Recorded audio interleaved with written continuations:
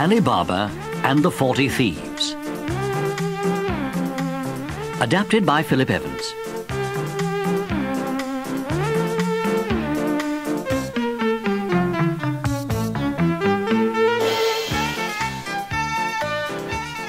Once upon a long time ago, in a town in Persia, there lived two brothers, one named Cassim and the other Ali Baba. One day, when Ali Baba was in the forest, he saw a troop of men on horseback coming towards him. Being afraid they were robbers, he climbed up into a tree to hide away. When they were near, they all dismounted and tied up their horses. A huge man, whom Ali Baba guessed was their leader, led them through the bushes to some rocks. Wait here, you men, while I give the order. Open sesame! Immediately, a door opened in the side of the rocks, and the troop went inside the cave. Then the door shut itself behind them. They stayed inside for some time, and Ali Baba, fearing they might come out and catch him, waited in the tree. At last the door opened again, and the 40 thieves, because that was what they were, came out. The last out was the leader, who turned and called, Shut sesame!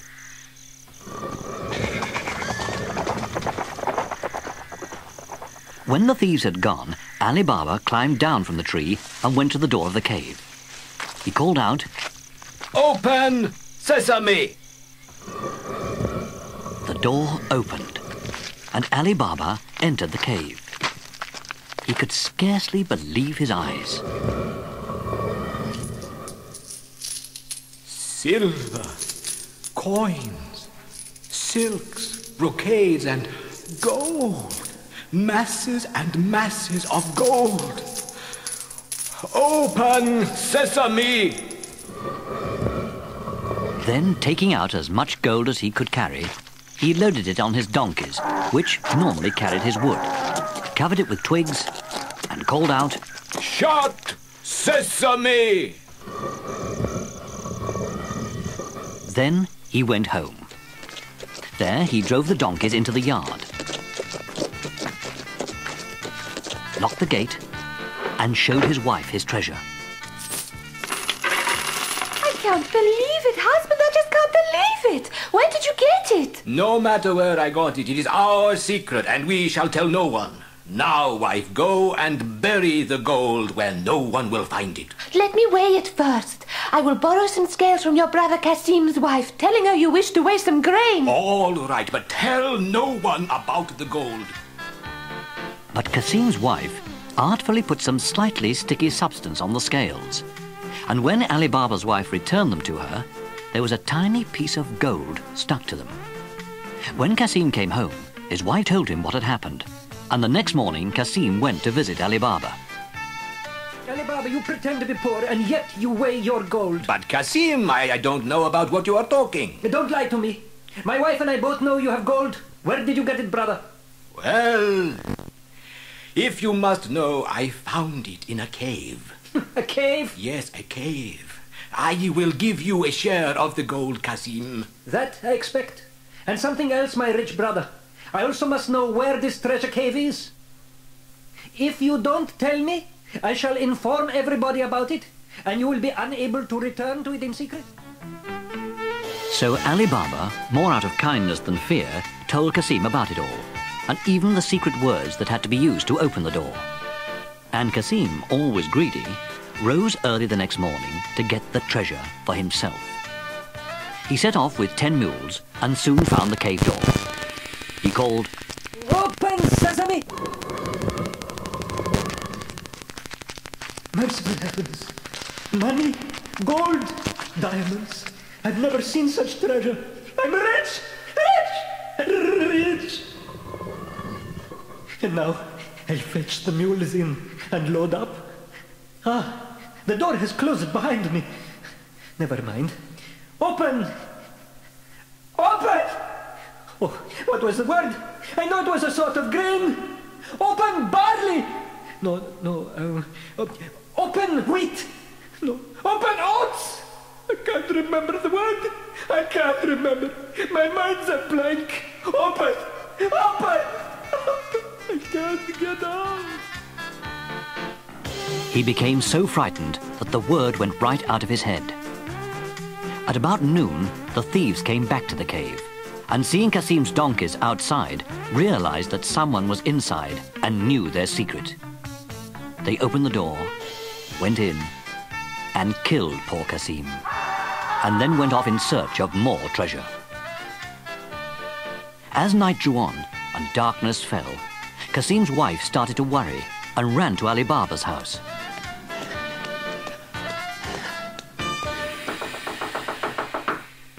Ali Baba, I must tell you, Cassim left at dawn this morning to go to your cave and... My cave? Why?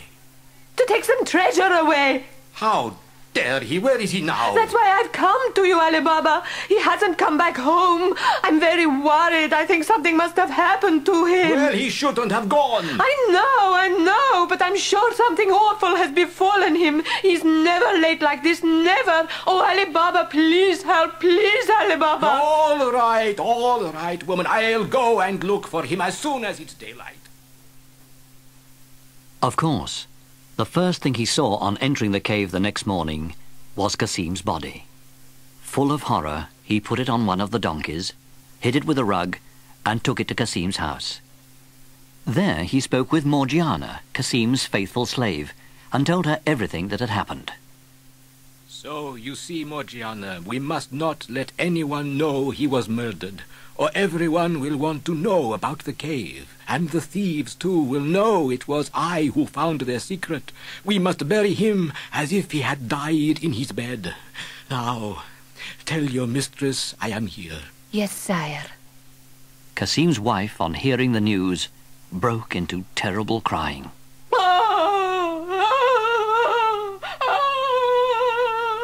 Eventually, Ali Baba offered to take her and Morgiana to live with him and his wife, if they could keep the secret of the cave, and say that Cassim had died in his bed.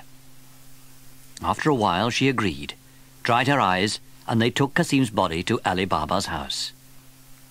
Meanwhile, Morgiana had been to the apothecary's stall in the marketplace. So, apothecary, it is very serious. My poor master can neither speak nor eat. No one knows what is wrong with him. Oh, dear, poor Cassim. He is very ill, then. Terribly ill, sir. We fear he is about to die. Oh, how sudden. I am sorry. I expect you want the essence I make for those about to leave this world, do you? I do, sir, I do. I just hope I am not too late. I am sorry. Here it is. And he looked so well yesterday when I last spoke to him. And so, in the evening, no one was surprised to hear the wretched cries and moans of Cassim's wife. And Morgiana and Ali Baba buried him, telling everyone he had died suddenly in his bed. Meanwhile, the 40 thieves, on their return to the cave, were much astonished to find Cassim's body gone. And the leader spoke to them. It is certain now that somebody knows our secret, and we shall be finished if we do not find out who it is. 2 men must have known it. We have killed one. Now we must find the other. Yes, Chief. Yes, Chief. Yes, Chief. Right. Hamid, you are very crafty and cunning and sneaky. Thank you, Chief. You are very kind. We'll go to the city dressed as a traveler and find out if anyone has been reported as dying very suddenly or unexpectedly during the night. If so, find out where he lives. Yes, Chief. Oh, and Hamid. Yes, Chief. Hamid, if you fail, I and the others will kill you. Yes, Chief. Thank you very much. You are very kind. Very kind indeed. So Hamid disguised himself and entered the town at daybreak, just by the apothecary's stall. Good day, apothecary. Peace be with you. And to you, sir. Can I help in any way? I have no need today for your services. Although I can see that you are an honest man and a fine apothecary. I do my best, sir. Yes, I do my best. I try to lighten the burdens of people's suffering. Why, only last night I made up my special essence to comfort a dying man. Ah. Was his death expected then? Oh, bless the prophets, no, sir. Very, very sudden. He was a very healthy man indeed. It was all very mysterious and unexpected. Died in his brother's house over there, sir. The one with the large gate. And the apothecary pointed to Ali Baba's house. The thief was well pleased, went to the door, and marked it with a piece of chalk, the better to recognize it on returning. But a little later, Morgiana, going out, saw the mark. Guessing some mischief was afoot, she fetched some chalk and marked every other house in the street in the same manner. The thief, meanwhile, told his comrades of his discovery. Wasn't I clever, Chief, huh? The brother must be the one who knows our secret. Well done, Hamid. And you can remember the house of this brother? No need to remember, Chief. I marked it with chalk so that it will be easy to find. You said I was crafty and clever, Chief. Well done, Hamid. Very good. Good idea. The leader ordered him to show him the house that he had marked. But when they came to the street and saw all the houses marked in the same manner, and Hamid unable to recall which was which, well, I'm afraid that poor Hamid paid the penalty for failure. Then the leader decided to go himself, and when he found Ali Baba's house, he did not mark it, but carefully memorized it. He returned to his men and gathered them around him.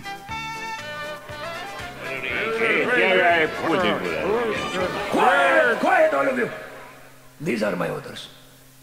Go to the neighboring villages and buy mules and 39 large jars, all empty except one.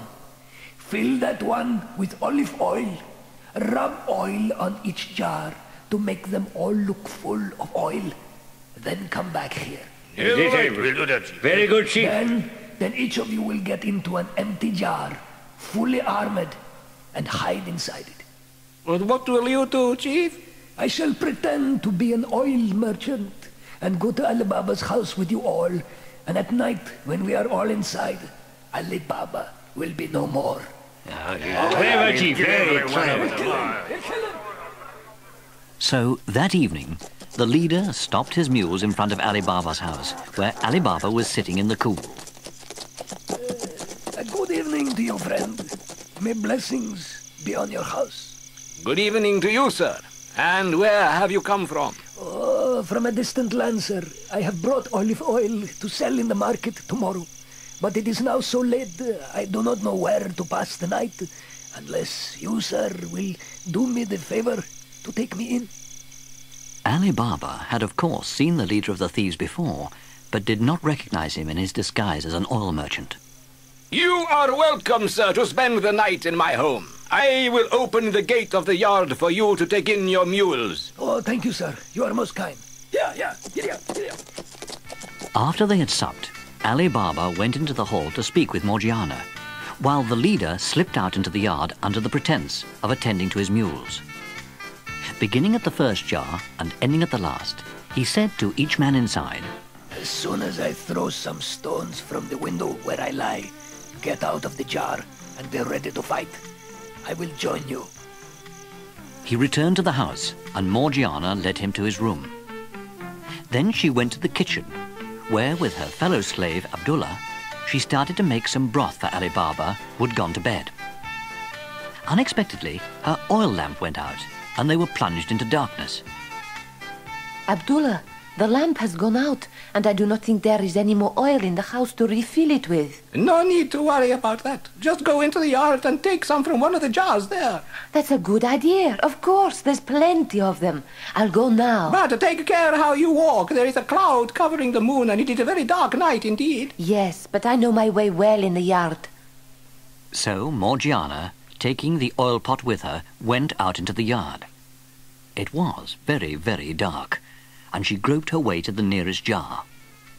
When she touched it, the thief inside asked softly, Is it time yet? Now, any other slave except Morgiana would have screamed with fright. But she realized that her new master Ali Baba was in danger. So she answered back, Not yet, but when you get the signal, come out shouting and fighting straight away, because some servants will be in the yard. In the darkness, she felt her way round all the jars, giving the same message. When she came to the single jar of oil, she spilled its contents across the floor of the yard so that every stone was covered with a film of oil. When this brave deed was done, she went back to the kitchen, put out the fire, and waited to see what would happen. In a quarter of an hour, the leader of the thieves opened a window. All in the yard was very quiet and still, and very dark. He threw down some little pebbles, which hit the jars, and the peace of the night was shattered.